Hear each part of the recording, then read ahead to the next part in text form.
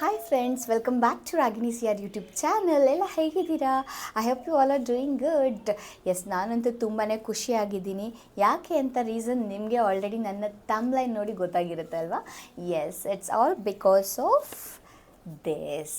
S, ಇದು Google AdSense pin ಬಂತು. Yes, ಇದನ್ನು ನಾನು ನಿಮಗೆ ಶೇರ್ ಮಾಡಲಿಕ್ಕೆ ಅಂತಲೇ ಇವತ್ತು ವಿಡಿಯೋನ ಮಾಡ್ತಾಯಿದ್ದೀನಿ. Yes, so Google AdSense pin ಬಂದಿದ್ದು ನನಗೆ ಬಹಳನೇ ಖುಷಿ ಆಯಿತು. ಆ್ಯಂಡ್ ಇದ್ರ ಬಗ್ಗೆ ನಾನು ನಿಮ್ಮ ಹತ್ರ ತುಂಬಾ ಮಾತಾಡೋದಿದೆ. ಸೊ ಇವತ್ತಿನ ವ್ಲಾಗಲ್ಲಿ ಬರೀ ನಾನು ನಿಮ್ಮ ಹತ್ರ ಇದ್ರ ಬಗ್ಗೆನೇ ಮಾತಾಡೋದು. So okay, let start. ಓಕೆನಾ? ಸೊ ನಾನು ಯೂಟ್ಯೂಬ್ನ ಸ್ಟಾರ್ಟ್ ಮಾಡಿ 6 ಮಂತ್ಸ್ ಆಯಿತು. ಸೊ 6 ಮಂತ್ಸ್ ಆಗಿ ಏನು ಯೂಟ್ಯೂಬ್ದು ರೂಲ್ಸ್ ಇದೆ ಅಲ್ವಾ, ಲೈಕ್ 1000 ಸಬ್ಸ್ಕ್ರೈಬರ್ಸ್ನ ಕಂಪ್ಲೀಟ್ ಮಾಡಬೇಕು, ಹಾಗೆ 4000 ವಾಚ್ ಓವರ್ಸ್ನ ಕಂಪ್ಲೀಟ್ ಮಾಡಬೇಕು. Then only we are eligible for monetisation ಅಂತ ಇರೋದು. ಸೊ ನಾನು ಸ್ಟಾರ್ಟ್ ಮಾಡಿದಾಗ ಯೂಟ್ಯೂಬ್ನ ನನಗೇನು ಅಷ್ಟು ಐಡಿಯಾ ಇರಲಿಲ್ಲ ಯೂಟ್ಯೂಬ್ ಸ್ಟಾರ್ಟ್ ಮಾಡಲಿಕ್ಕೆ ಮುಂಚೆ. ಸೊ ಸ್ಟಾರ್ಟ್ ಮಾಡಿದ್ರೆ ಇದು ಹೇಗೆ ಹೋಗುತ್ತೆ, ವೀಡಿಯೋಸ್ ನನ್ನ ಕೈಯಲ್ಲಿ ಮಾಡೋಕ್ಕಾಗತ್ತಾ, ಸೊ ಡೈಲಿ ಬೇಸಿಸ್ ನಾನು ಏನು ವೀಡಿಯೋಸ್ ಮಾಡೋದಕ್ಕೆ ಸಾಧ್ಯ, ವೈ ಬಿಕಾಸ್ ನಾನು ವರ್ಕಿಂಗ್ ಇರೋ ಕಾರಣ ಯಾವ ಥರ ವೀಡಿಯೋಸ್ ಮಾಡಲಿ ನಾನು ಅಂತ ಹೇಳಿ ಹಾಗೆ ಸುಮ್ಮನೆ ಜಸ್ಟ್ ಯೋಚನೆ ಮಾಡಿ ವರಮಹಾಲಕ್ಷ್ಮಿ ಹಬ್ಬದ್ದು ನಾನು ಫಸ್ಟ್ ಯೂಟ್ಯೂಬ್ ವೀಡಿಯೋ ಹಾಕಿರೋದು ನಾನು. ಸೊ ತಾಯಿ ಲಕ್ಷ್ಮೀ ಇದನ್ನೇ ಫಸ್ಟ್ ಸ್ಟಾರ್ಟ್ ಮಾಡಿದೆ. ಅದು ನಾನು ಅಂದ್ಕೊಂಡೇ ಇರಲಿಲ್ಲ ಆ್ಯಕ್ಚುಲಿ. ನಾನು ಇದನ್ನೇ ಫಸ್ಟ್ ನನ್ನ ಒಂದು ಯೂಟ್ಯೂಬ್ ಚಾನಲಲ್ಲಿ ಇದೇ ಬರುತ್ತೆ ನನ್ನ ಫಸ್ಟ್ ವೀಡಿಯೋ ಅಂತ ನಾನು ಯಾವತ್ತೂ ಅಂದ್ಕೊಂಡಿರಲಿಲ್ಲ. ಜಸ್ಟ್ ಹಾಗೆ ಸ್ಟಾರ್ಟ್ ಮಾಡೋಣ ಅಂತ ಹೇಳಿ ಅವತ್ತು ಮಾರ್ನಿಂಗ್ ವೀಡಿಯೋ ಮಾಡಲಿಕ್ಕೆ ಸ್ಟಾರ್ಟ್ ಮಾಡಿದ್ದು. ವರಮಹಾಲಕ್ಷ್ಮಿ ಹಬ್ಬದ ಪ್ರಿಪ್ರೇಷನ್ಸು ಯಾವ ಥರ ಕೂರಿಸಿದ್ವಿ, ಏನು ಎತ್ತ ಅಂತ ಹೇಳಿ ಅದರದ್ದು ವ್ಲಾಗ್ ಮಾಡಿದ್ದು. ಫಸ್ಟ್ ವ್ಲಾಗ್ ನಂದು ವರಮಹಾಲಕ್ಷ್ಮಿ ಹಬ್ಬದ್ದೇ ಆಗಿತ್ತು. ಸೊ ಅವಾಗ ನನಗೇನೂ ಐಡಿಯಾ ಇರಲಿಲ್ಲ, ಎಡಿಟಿಂಗ್ ಬಗ್ಗೆ ಅಂತೂ ಸ್ವಲ್ಪನೂ ಗೊತ್ತಿರಲಿಲ್ಲ.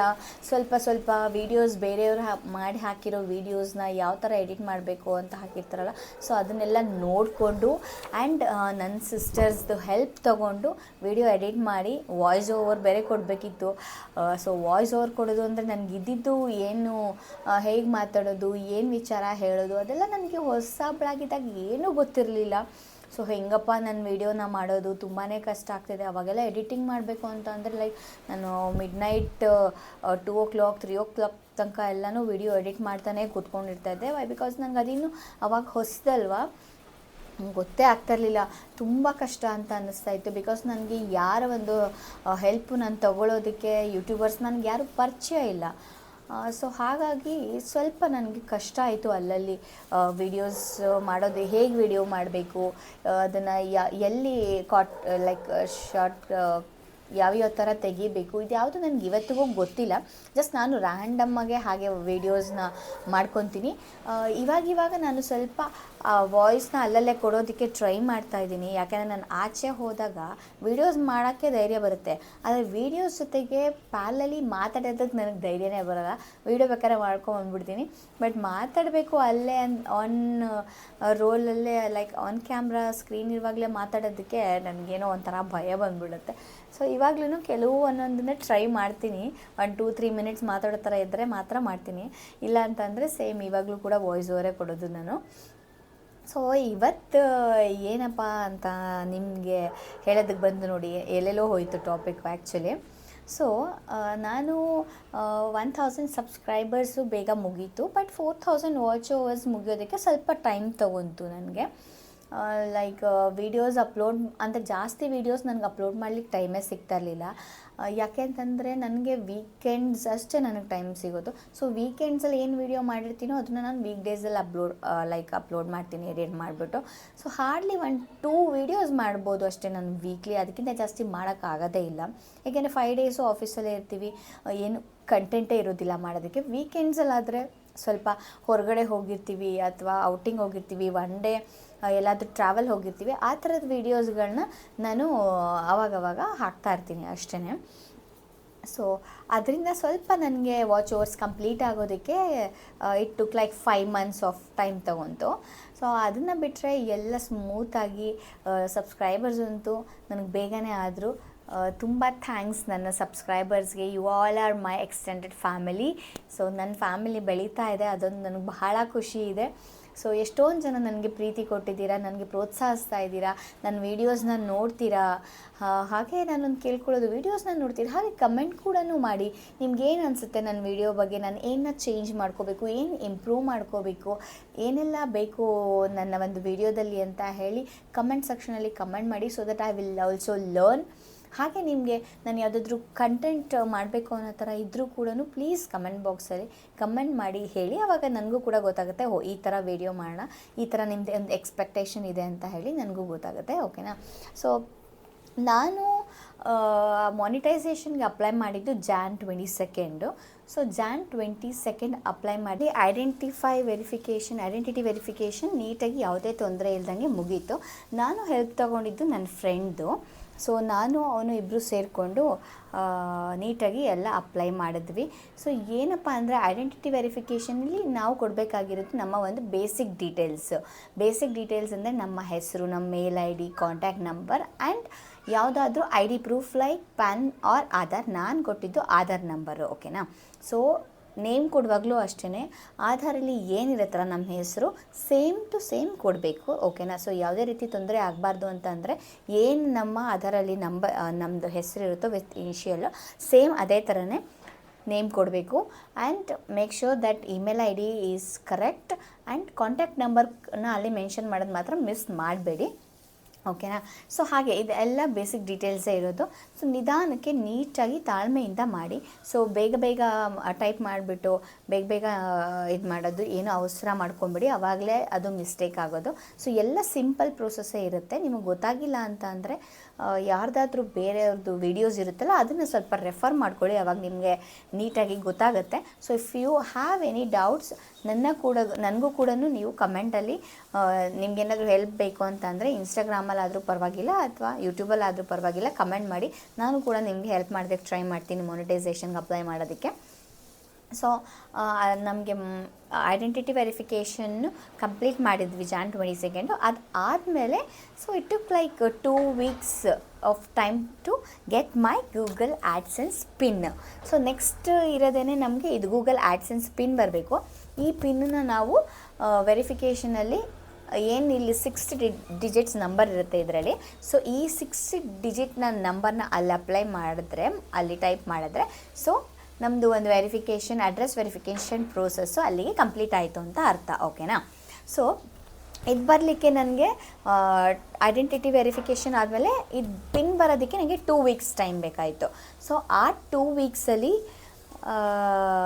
ನನಗೆ ಗೊತ್ತಿರಲಿಲ್ಲ ಅದು ಇಷ್ಟು ಬೇಗ ಬರುತ್ತಾ, ಇನ್ನೂ ಲೇಟ್ ಆಗುತ್ತಾ ಅಂತ ನನಗೊಂದು ಚೂರು ಐಡಿಯಾನೇ ಇರಲಿಲ್ಲ. ಸೊ ನಾನು ಎವ್ರಿ ಡೇ ನೋಡ್ತಾ ಇದ್ದೆ ಏನಾದರೂ ಮೇಲ್ ಬಂದಿರುತ್ತಾ ಅಥವಾ ಕಾಲ್ಸ್ ಮಿಸ್ ಮಾಡ್ಕೊಂಡಿದ್ದೀನಾ, ಯಾವುದಾದ್ರೂ ಪೋಸ್ಟ್ ಆಫೀಸಿಂದ ಕಾಲ್ಸ್ ಬಂದಿದ್ದು ಅಂತ ಹೇಳಿ ಎಲ್ಲ ಚೆಕ್ ಮಾಡ್ತಾನೆ ಇದ್ದೆ ನಾನು ಡೈಲಿ ಬೇಸಿಸ್. ಬಟ್ ಏನೂ ಆ ಥರದ್ದು ಬಂದಿರಲಿಲ್ಲ. ಸೊ ಓಕೆ ಅಂತ ಹೇಳಿ ವೆಯ್ಟ್ ಮಾಡ್ತಾಯಿದ್ದೆ. ಆಮೇಲೆ ಲಾಸ್ಟ್ ವೀಕು ನಾನು ಪ್ರಯಾಗ್ರಾಜ್ಗೆ ಹೋಗಿದ್ವಿ ಕುಂಭಮೇಳಗೆ. ಸೊ ಅಲ್ಲಿ ಹೋಗಿದ್ದಾಗ ಇದು ನಮ್ಮ ಮನೆಗೆ ಬಂದಿತ್ತು. ನನ್ನ ಸಿಸ್ಟರು ನನ್ನ ಚಿಕ್ಕ ತಂಗಿ ನನಗೆ ವಾಟ್ಸಪ್ ಮಾಡಿದ್ಲು, you have got your pin ಅಂತ ಹೇಳ್ಬಿಟ್ಟು. So I was very happy. So ಪ್ರಯಾಗ್ರಾಜ್ನಲ್ಲಿ ನಾವು ಹೋಲಿ ಡಿಪ್ ಅಂದರೆ ಸ್ನಾನ ಎಲ್ಲ ಮುಗಿಸ್ಕೊಂಡು ಪೂಜೆ ಎಲ್ಲ ಆಗಿ ಆಚೆ ಬಂದಮೇಲೆ ನನಗೆ ಈ ಮೆಸೇಜ್ ಬಂದಿತ್ತು ನನ್ನ ತಂಗಿಯಿಂದ. ನನಗಂತೂ ತುಂಬಾ ಖುಷಿ ಆಯಿತು ಅದನ್ನು ನೋಡಿಬಿಟ್ಟು. ಇಷ್ಟು ಬೇಗ ಬಂತ, ದೇವ್ರ ದಯೆಯಿಂದ ಯಾವುದೇ ರೀತಿ ತೊಂದರೆ ಇಲ್ದಂಗೆ ಇದು ಮನೆಗೆ ಬಂದು ತಲುಪಿದೆ ಅಲ್ವಾ ಅಂತ ಹೇಳಿ ನಂಗೆ ಭಾಳ ಖುಷಿ ಆಯಿತು. ಯಾಕೆಂದರೆ ಬೇರೆ ವೀಡಿಯೋಸಲ್ಲಿ ನೋಡಿದ್ದೆ ನಾನು, ಕೆಲವ್ರದ್ದು ಅಡ್ರೆಸ್ ಏನೋ ತಪ್ಪಾಗಿರುತ್ತೆ, ಬಂದು ವಾಪಸ್ ಹೋಗ್ಬಿಟ್ಟಿರುತ್ತೆ, ಅಥವಾ ಇವ್ರು ಕಾಲ್ ಪಿಕ್ ಮಾಡಿಲ್ಲ ಅಂತ ಹೇಳಿ ವಾಪಸ್ ಹೋಗಿರುತ್ತೆ, ಅಡ್ರೆಸ್ ಸರಿ ಇಲ್ಲ ಅಂತ ಹೇಳಿ ವಾಪಸ್ ಹೋಗಿರುತ್ತೆ. ಇದನ್ನೆಲ್ಲ ನಾನು ನೋಡಿದ್ದೀನಿ. ಬಟ್ ನಂದು ಯಾವುದೇ ರೀತಿಯಿಂದ ತೊಂದರೆ ಆಗಿರಲಿಲ್ಲ. ಆ್ಯಂಡ್ ಅಡ್ರೆಸ್ಸಲ್ಲಿ ನಾನು ಕೊಟ್ಟಿರೋದು ನನ್ನ ಆಧಾರಲ್ಲಿ ಅಮ್ಮನ ಮನೆ ಅಡ್ರೆಸ್ಸೇ ಇರೋದು ಇವತ್ತಿಗೂ ಕೂಡ. ನಾನು ಅಪ್ಡೇಟ್ ಮಾಡಿಸಿಲ್ಲ ಇನ್ನು ಹಸ್ಬೆಂಡ್ ಮನೆ ಇದಕ್ಕೆ, ಏಕೆಂದರೆ ನಾವು ಇದು ಹೊಸ ಮನೆಗೆ ಶಿಫ್ಟ್ ಆಗಿರೋ ಕಾರಣ ನಾವು ಇನ್ನೂ ಅಪ್ಡೇಟ್ ಮಾಡಿಸಿರಲಿಲ್ಲ ನಾನು. ಸೊ ಬೆಟರ್ ಅಮ್ಮನ ಮನೆಯದೇ ಅಡ್ರೆಸ್ ಕೊಟ್ಟಿರೋಣ ಅಂತ ಹೇಳಿ ಕೊಟ್ಟಿದ್ದೆ. ಆಧಾರಲ್ಲೂ ಅದೇ ಇರೋದು. ಸೊ ಅಲ್ಲಿ ಹೇಗೂ ಪೋಸ್ಟ್ ಆಫೀಸವರು ರೆಗ್ಯುಲರಾಗಿ ನಮಗೆ ಪೋಸ್ಟ್ ಬರ್ತಾನೆ ಇರುತ್ತಲ್ಲ ಅಪ್ಪನ ಮನೆಗೆ. ಸೊ ಪೋಸ್ಟ್ ಆಫೀಸವ್ರು ಗೊತ್ತಿರೋ ಕಾರಣ ಸೊ ನನಗೊಂದು ಕಾಲು ಬಂದಿಲ್ಲ, ಯಾವುದೇ ರೀತಿ ಇಂಟಿಮೇಷನ್ನು ಬಂದಿಲ್ಲ. ಡೈರೆಕ್ಟಾಗಿ ಮನೆಗೆ ಬಂದು ನನ್ನ ತಂಗಿ ಕೊಟ್ಟು ಹೋಗಿದ್ರು. So it is like this, very simple, ಏನಿಲ್ಲ ನೋಡಿ.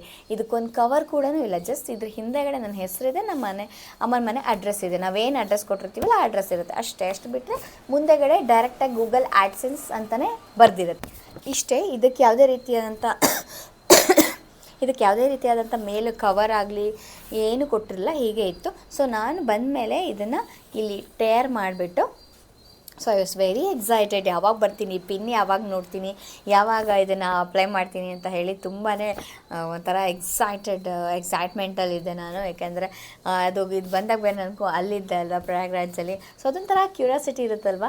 ಸೊ ಬಂದಿದ್ದೆ ಪಿನ್ನು, ಬೇಗ ಹೋಗಿ ಬೇಗ ನೋಡಿಬಿಟ್ಟು ಅಪ್ಲೈ ಮಾಡಿಬಿಡೋಣ ಅಂತ ಹೇಳೋದು ಇರುತ್ತಲ್ವ, ಅದು ಎಲ್ರಿಗೂ ಇದ್ದೇ ಇರುತ್ತಲ್ವ. ಸೊ ಹಾಗೆ ನಾನು ಕೂಡ ಸೊ ಬಂದಿದ್ದ ತಕ್ಷಣವೇ ಇಲ್ಲಿ ಮೇಲ್ಗಡೆ ಹೀಗೆ ಕೊಟ್ಟಿರ್ತಾರೆ ನೋಡಿ, ಇಲ್ಲಿ ಎಕ್ಸ್ಟ್ರಾ ಪೇಪರ್ ಇರುತ್ತೆ, ಅದನ್ನು ಟೇರ್ ಮಾಡಿ, so if we open like this, so ಇಲ್ಲಿ 6 ಡಿಜಿಟ್ ನಂಬರ್ ಇರುತ್ತೆ. So it is like this. So ನೋಡಿ ನಾನೇನು ಕ್ಲೋಸ್ ಮಾಡ್ಕೊಂಡಿದ್ದೀನೆಲ್ಲ ಪೋರ್ಷನು, ಇಲ್ಲಿ 6 ಡಿಜಿಟ್ ನಂಬರ್ ಇರುತ್ತೆ. So I can reveal it. So ಅದನ್ನು ನಾವು ಕಾನ್ಫಿಡೆನ್ಷಿಯಲಾಗಿ ಇಟ್ಕೊಂಡಿರಬೇಕು, ಯಾರಿಗೂ ಕೂಡ ಅದನ್ನು ನಾವು ತೋರಿಸ್ಬಾರ್ದು, ಓಕೆನಾ. ಸೊ ನೋಡಿ ಇಲ್ಲಿ ಈ ಶೀಟಲ್ಲಿ ಏನೂ ಇರೋದಿಲ್ಲ. ಈ ಶೀಟಲ್ಲಿ ವಿತ್ ಇನ್ಸ್ಟ್ರಕ್ಷನ್ ಯಾವ ಥರ ನಾವು ಸ್ಟೆಪ್ ಬೈ ಸ್ಟೆಪ್ ಮಾಡಬೇಕು ವೆರಿಫಿಕೇಷನ್ ಅಂತ ಹೇಳಿ ಇನ್ಸ್ಟ್ರಕ್ಷನ್ಸ್ ಕೊಟ್ಟಿರ್ತಾರೆ. ಸೊ ಇದನ್ನು ನೋಡ್ಕೊಂಡು ಕೂಡ ನಾವು ಆರಾಮಾಗಿ ಅಪ್ಲೈ ಮಾಡ್ಬೋದು. ಸೊ 6 ಡಿಜಿಟ್ ಅಷ್ಟೇ ನಂಬರ್ ಇರೋದು ಇಲ್ಲಿ. ಸೊ ನನಗಂತೂ ತುಂಬ ಖುಷಿಯಾಗಿ ನೀಟಾಗಿ ಕೂತ್ಕೊಂಡು ಅಪ್ಲೈ ಮಾಡಿದೆ. ವೆರಿಫಿಕೇಷನ್, ಅಡ್ರೆಸ್ ವೆರಿಫಿಕೇಷನ್ ನೀಟಾಗಿ ಮುಗೀತು ನಂದು. ಯಾವುದೇ ರೀತಿಯಾದಂಥ ಎಲ್ಲೂ ಕೂಡ ತೊಂದರೆನೇ ಆಗಲಿಲ್ಲ ನನಗೆ ಮಾನಿಟೈಸೇಷನ್ಗೆ ಅಪ್ಲೈ ಮಾಡುವಾಗ. ಸೊ ಅದನ್ನು ನನಗೆ ಭಾಳ ಖುಷಿ ಇದೆ. ಏಕೆಂದರೆ ತುಂಬ ಜನ ಹೇಳ್ತಾರೆ ಮಾನಿಟೈಸೇಷನ್ಗೆ ಅಪ್ಲೈ ಮಾಡುವಾಗ ಅದು ತಪ್ಪಾಯಿತು, ಪಿನ್ ಬಂದಿಲ್ಲ ನಮಗೆ, ಇನ್ನೂ 1 ಮಂತ್ ಆಯಿತು, ಸೊ ಫಸ್ಟ್ ಟೈಮ್ ಅಪ್ಲೈ ಮಾಡಿದ್ವಿ, ಅದು ಸಕ್ಸಸ್ಫುಲ್ ಆಗಲಿಲ್ಲ, ತಿರ್ಗಾ ಇನ್ನೊಂದು ಸತಿ ಅಪ್ಲೈ ಮಾಡಿದ್ವಿ, ಈ ಥರ ಎಲ್ಲ ಹೇಳಿದ್ದಾರೆ. ಬಟ್ ಗಾಡ್ಸ್ ಗ್ರೇಸ್ ನನಗೆ ಆ ಥರದ್ದು ಯಾವುದೂ ಆಗಲಿಲ್ಲ. ನಿಮ್ಮೆಲ್ಲರ ಒಂದು ಆಶೀರ್ವಾದದಿಂದ 6 ಮಂತ್ಸ್ಗೆ ನನಗೆ ಪಿನ್ ಬಂತು, ಮಾನಿಟೈಸೇಷನ್ ಆಗಿದೆ ಸಕ್ಸಸ್ಫುಲ್ಲಾಗಿ, ಯಾವುದೇ ರೀತಿ ತೊಂದರೆ ಇಲ್ದಂಗೆ. ಸೊ ಇದಕ್ಕೆ ಕಾರಣ ಆಗಿರುವಂತಹ ನಿಮಗೆ ತುಂಬಾ ಥ್ಯಾಂಕ್ಸ್ ಹೇಳೋದಕ್ಕೆ ಇಷ್ಟಪಡ್ತೀನಿ. ಹೀಗೆ ನನ್ನ ಒಂದು ಫಸ್ಟ್ ಪೇಮೆಂಟ್ ಬಂದಾಗ ಕೂಡ ನಾನು ವ್ಲಾಗ್ ಮಾಡಿ ತೋರಿಸ್ತೀನಿ ನಿಮಗೆ ಎಷ್ಟು ಬಂತು ಅಂತ ಹೇಳಿಬಿಟ್ಟು. ಆ ಒಂದು ವ್ಲಾಗ್ನು ಕೂಡ ನಾನು ನಿಮ್ಮ ಹತ್ರನೇ ಶೇರ್ ಮಾಡ್ಕೊತೀನಿ, ಓಕೆನಾ. ಸೊ ಹೋಪ್ಸು ನನಗೆ ಫಸ್ಟ್ ಪೇಮೆಂಟ್ ಕೂಡ ಇದೇ ಥರ ಬೇಗ ಬರಲಿ ಅಂತ ಹೇಳಿ ಕೇಳ್ಕೊತೀನಿ. ಸೊ ಇಷ್ಟೇ ಫ್ರೆಂಡ್ಸ್, ಇದನ್ನು ನಾನು ನಿಮ್ಮ ಹತ್ರ ಶೇರ್ ಮಾಡಬೇಕಿತ್ತು. ಆ್ಯಂಡ್ ಇದನ್ನು ಅಪ್ಲೈ ಮಾಡೋದಕ್ಕೆ ನನಗೆ ಹೆಲ್ಪ್ ಮಾಡಿದ ನನ್ನ ಫ್ರೆಂಡಿಗೂ ಕೂಡ ನಾನು ಥ್ಯಾಂಕ್ಸ್ ಹೇಳೋದಕ್ಕೆ ಇಷ್ಟಪಡ್ತೀನಿ. ಆ್ಯಂಡ್ ನನಗೆ ಎಡಿಟಿಂಗಿಗಾಗಲಿ ವಿಡಿಯೋ ಮಾಡಲಿಕ್ಕಾಗಲಿ ಹೆಲ್ಪ್ ಮಾಡಿದಂಥ ನನ್ನ ಸಿಸ್ಟರ್ಸ್ ಆಗಿರ್ಬೋದು, ನನ್ನ ಹಸ್ಬೆಂಡ್, ನನ್ನ ಸಿಸ್ಟರ್ಲ್ಲ, ಎಲ್ಲರೂ ಕೂಡ ನನ್ನ ಕಸಿನ್ಸ್ ಎಲ್ಲರೂ ಕೂಡ ಅಷ್ಟೇ. ಎಲ್ಲಾದರೂ ಹೋಗಬೇಕಾದ್ರೆ ಎಲ್ಲರೂ ಕೂಡ ವಿಡಿಯೋ ಮಾಡ್ತಾರೆ. ಸೊ ಎಲ್ರಿಗೂ ನಾನು ಥ್ಯಾಂಕ್ಸ್ ಹೇಳೋದಕ್ಕೆ ಇಷ್ಟಪಡ್ತೀನಿ. ಆ್ಯಂಡ್ ಅದನ್ನು ನೀವು ನೋಡಿ ಖುಷಿಪಟ್ಟು ನನಗೆ ನಿಮ್ಮಿಂದ ಒಂದು ವ್ಯೂಸ್ ಬರುತ್ತಲ್ಲ, ಸೊ ಆವಾಗ ನನಗೆ ಇದ್ದಿದ್ರು ವಿಡಿಯೋ ಮಾಡೋದಕ್ಕೂ ಒಂದು ಸಾರ್ಥಕ ಅಂತ ಅನಿಸುತ್ತೆ. ಸೊ ನಿಮಗೆಲ್ಲ ನನ್ನಿಂದ ಯಾವುದಾದ್ರೂ ಒಂದು ಕಂಟೆಂಟ್ ನೀವು ಎಕ್ಸ್ಪೆಕ್ಟ್ ಮಾಡ್ತಿದ್ರೆ ಪ್ಲೀಸ್ ನಾನು ಇನ್ಬಾಕ್ಸಲ್ಲಿ ನಿಮ್ಮ ಒಂದು ಕಮೆಂಟ್ನ ಡ್ರಾಪ್ ಮಾಡಿ. I definitely try to make that video ಅಂತ ಹೇಳ್ತೀನಿ. ಸೊ ಎಸ್, ಇವತ್ತಿಗೆ ಇಲ್ಲಿಗೆ ನನ್ನ ಈ ವ್ಲಾಗ್ನ ಕಂಪ್ಲೀಟ್ ಮಾಡ್ತಾಯಿದ್ದೀನಿ. ಸುಮ್ಮನೆ ಜಾಸ್ತಿ ಡ್ರ್ಯಾಗ್ ಆಯಿತು ಅಂತ ಅನಿಸುತ್ತೆ. ಪ್ಲೀಸ್ ಯಾರು ಬೇಜಾರು ಮಾಡ್ಕೊಳ್ದಿರನು ಕೊನೆ ತನಕನೂ ನನ್ನ ವೀಡಿಯೋಸ್ನ ನೋಡಿ ನನಗೆ ಹೀಗೆ ನಿಮ್ಮ ಪ್ರೀತಿ ವಿಶ್ವಾಸ ಕೊಟ್ಟು ಬೆಳೆಸ್ತಾ ಇರಿ ಅಂತ ಕೇಳ್ಕೊತಾ ಇದ್ದೀನಿ. ಹಾಗೆ ಇಲ್ಲಿಗೆ ಈ ವಿಡಿಯೋನ ನಾನು ಎಂಡ್ ಮಾಡ್ತಾಯಿದ್ದೀನಿ. So see you all in my next vlog ಅಂತ ಹೇಳ್ತಾ ಬಾಯ್.